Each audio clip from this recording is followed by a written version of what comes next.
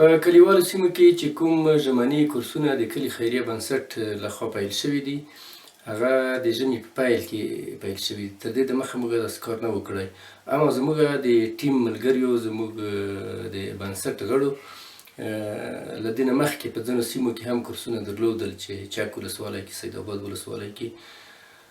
نو هلته د هغو کورسونو نتیجه ډېره مثبته وه، ځکه موږ دغه اقدام وکړ. موږ د مرکز په شمول د نرخ ولسوالي، سید آباد ولسوالي، چک ولسوالي او جلګه د امیرداد ولسوالیو کې دغه کورسونه پیل کړي دي. موږ په ټوله کې 21 ژمني کورسونه جوړ کړي دي، چې په دغو کورسونو کې د 25 مجربو ښوونکو لخوا تدریس کیږي او څه باندې 800 زده کوونکو ته زده کړې ورکول کیږي. موږ د جغتوب په ولسوالۍ کې او د جلریز په ولسوالۍ کې هم تصمیم درلود، خو د جغتوب په ولسوالۍ کې څو تنه نورو ځوانانو موږ ته وویل چې په ګډه به یوه هڅه وکړو چې په آنلاین سیستم باندې کورسونه جوړ کړو. هغه متاسفانه چې تر اوسه پورې نه دي جوړ شوي او په هغې کار باندې ونه توانېدلو. او همداشان د جلریز ولسوالۍ کې هم موږ د امکاناتو د نه برابرېدو په صورت کې ونه شوی کولی چې هلته کورسونه جوړ کړو. بله طبعا کورسونه لګښت لري خامخا، لکه د استادانو معاش دی او د کتابونو قیمت دی. خو دغه بهیر چې کوم پیل شوی دی، دا یوازې په احساس باندې پیل شوی دی، په لوړ احساس باندې، که استادان دي او که د کلي خیریه بنسټ ټیم دی او که نور با احساسه عام وګړي دي.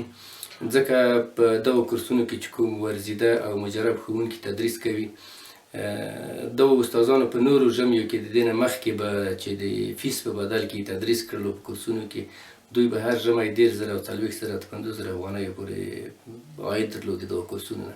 خو سږ کال چې کله موږ غږ ورباندې کړی دی، دوی وایي چې موږ ته 1 روپۍ هم رانه کړې. موږ په دې برخه کې همکارۍ ته حاضر یو، همکاري کړو. ډېر داسې ځوانان هم شته دي په همدغو استادانو کې چې حتی د میاشتې په 1000 افغانۍ باندې موږ دوی ته 1000 افغانۍ ورکوو، دوی ټوله میاشت تدریس کړي.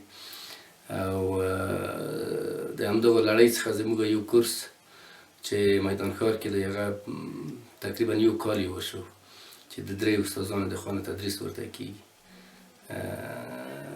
هلته هم یو استاد ته شاوخوا 1000 افغانۍ ورکول کیږي، چې هغه 1000 افغانۍ هم دوی ته هسې یو د موبایل کریډیټ په حیث ورکول کیږي، که نه دوی خپله په لوړ احساس باندې دې ته آماده شوي دي چې تدریس وکړي او خپلې ټولنې ته خدمت وکړي.